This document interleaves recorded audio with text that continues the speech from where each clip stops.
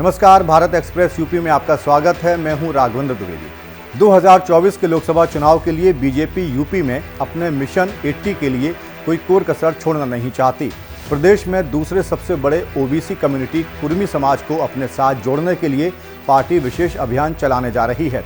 योगी सरकार में कैबिनेट मंत्री और सीएम के करीबी कुर्मी नेता स्वतंत्र देव सिंह को इसकी कमान सौंपी गई है, जबकि सहयोगी के तौर पर मंत्री राकेश सचान, संजय गंगवार, विधायक प्रभात वर्मा, एमएलसी अवनीश सिंह रहेंगे।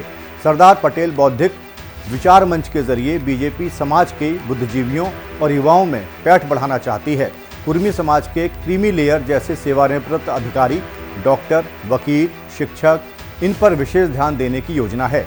वहीं आने वाले कुछ दिनों में बीजेपी 2 बड़े सम्मेलन करने जा रही है। इसके पहले लखनऊ के गन्ना संस्थान में कुर्मी समाज के प्रतिभाशाली लोगों का पार्टी द्वारा सम्मान किया जा चुका है, जिसमें कुर्मी समाज के करीब 50 प्रतिभावान लोगों को सम्मानित किया गया था। ये प्रतिभाएं अलग अलग क्षेत्रों से थीं। कुर्मी समाज के लोगों का पहला बड़ा सम्मेलन 5 राज्यों के चुनाव के बाद दिसंबर के तीसरे सप्ताह में इंदिरा गांधी शांति प्रतिष्ठान में होना है। करीब 3 से 5 हजार बुद्धिजीवियों को इस सम्मेलन में आमंत्रित किया जाएगा। इस सम्मेलन में बीजेपी के राष्ट्रीय अध्यक्ष जेपी नड्डा के शामिल होने की संभावना है। सीएम योगी आदित्यनाथ और स्वतंत्र देव सिंह की उपस्थिति में कुर्मी समाज के बौद्धिक वर्ग को न सिर्फ बीजेपी से जोड़ने की कोशिश होगी, बल्कि उनके समाज में उत्कृष्ट कार्य करने वालों को सम्मानित भी किया जाएगा। लोकसभा चुनाव से पहले जनवरी में तीसरा और सबसे बड़ा कुर्मी समाज का सम्मेलन प्रस्तावित है। इस सम्मेलन में केंद्रीय गृह मंत्री अमित शाह और सीएम योगी की मौजूदगी में कुर्मी समाज को बीजेपी की रीति नीति से जोड़ने का अंतिम प्रयास किया जाएगा। कुर्मी समाज 2014 से ही बीजेपी के साथ रहा है। बावजूद इसके पार्टी किसी भी तरह के रिस्क से बचना चाहती है। कारण साफ है कि समाजवादी पार्टी और अपना दल कमेरावादी दोनों कुर्मी समाज में सेंध लगाने की जुगत में हैं।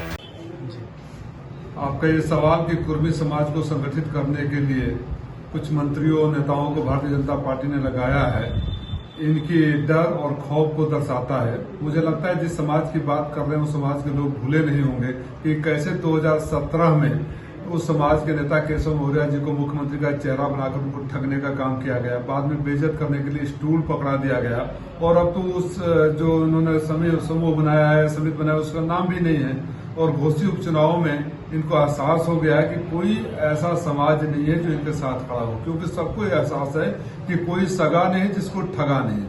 तो जात के नाम पर, धर्म के नाम पर लोगों को बेवकूफ बनाना और बेचना जो इनका संस्कार बन गया था, राजनीतिक संस्कार जो है, उसको पूरे प्रदेश की जनता पहचान चुकी है। एक बार फिर से हर समाज को ये ठगने का काम करेंगे, लेकिन सारे समाज के लोगों ने जो घोषी में शुरुआत किया उसी अंदाज पर उत्तर प्रदेश से और देश से इनकी विदाई तय है। 2024 के चुनावों में उत्तर प्रदेश से इनका सफाया हो जाएगा। और मैं तो पुनः पूछूंगा स्टूल मंत्री जी से कि आपका नाम क्यों गायब हो गया? दिन भर आप ट्वीट और कमेंट करते रहते हो और आपको उससे भी गायब कर दिया इन्होंने, भारतीय जनता पार्टी वालों ने। तो लोगों को लगेगा कि जो जिस नेता को ठग दिया तो दूसरे नेता को क्यों खड़ा कर रहा है।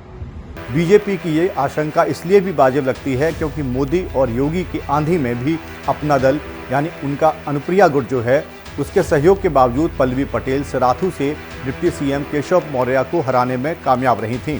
बीजेपी अपने पूर्व के अनुभव से अब रणनीति बदलकर खुद ही कुर्मी समाज को जोड़ने की रणनीति पर काम कर रही है। ये काम पहले बीजेपी ने अघोषित रूप से अपना दल अनुप्रिया गुट को सौंप रखा था। दूसरी तरफ समाजवादी पार्टी ने भी कुर्मी समाज के नेताओं के जरिए सेंध लगाने की कोशिश में है। प्रदेश अध्यक्ष नरेश उत्तम पटेल, पूर्व समाजवादी नेता स्वर्गीय बेनी प्रसाद के बेटे राकेश वर्मा, लालजी वर्मा और आशुतोष वर्मा जैसे बड़े कुर्मी नेता समाज में सक्रिय हैं।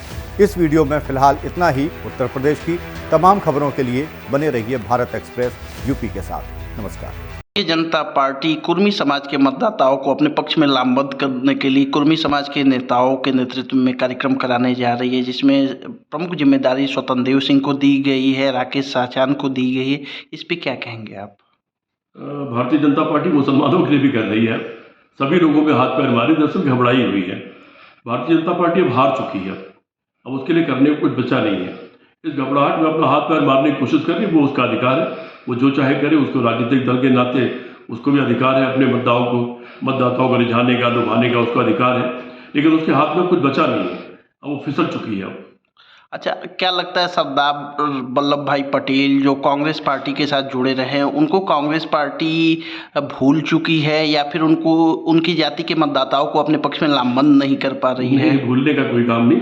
सरदार पटेल कांग्रेस में रहे नहीं, सरदार पटेल कांग्रेस के बहुत बड़े नेता थे, नेहरू जी के बराबर के कद के नेता थे और वो अपनी जगह पर लीडर हैं। और किसी दरअसल कांग्रेस पार्टी ने कभी इस तरह से काम नहीं किया, ये फला जात को इसके नाम पर जोड़ा जाए। और दूसरी बात, ये बहुत दुर्भाग्य की बात है कि महात्मा गांधी, सरदार पटेल, डॉक्टर लोहिया या अन्य किसी नाम को भी ले लीजिए, उन लोगों को उनकी जातियों से तोड़ना और जात के नाम पर उनको याद करना, मुझे लगता है इन महापुरुषों का सबसे बड़ा अपमान है।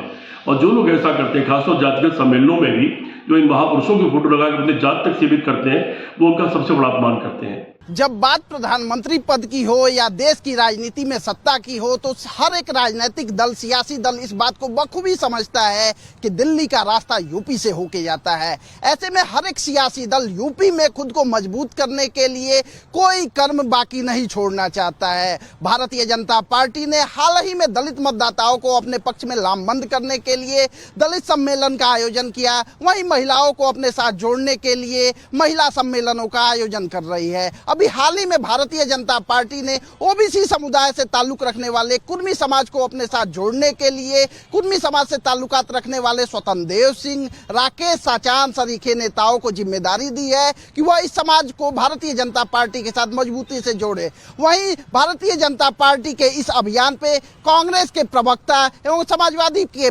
पार्टी के प्रवक्ता हमलावर हैं। समाजवादी पार्टी के प्रवक्ता राजीव राय का कहना है कि भारतीय जनता पार्टी सबको ठगने का काम करती है, ऐसा कोई सगा नहीं जिसे भाजपा ने ठगा नहीं।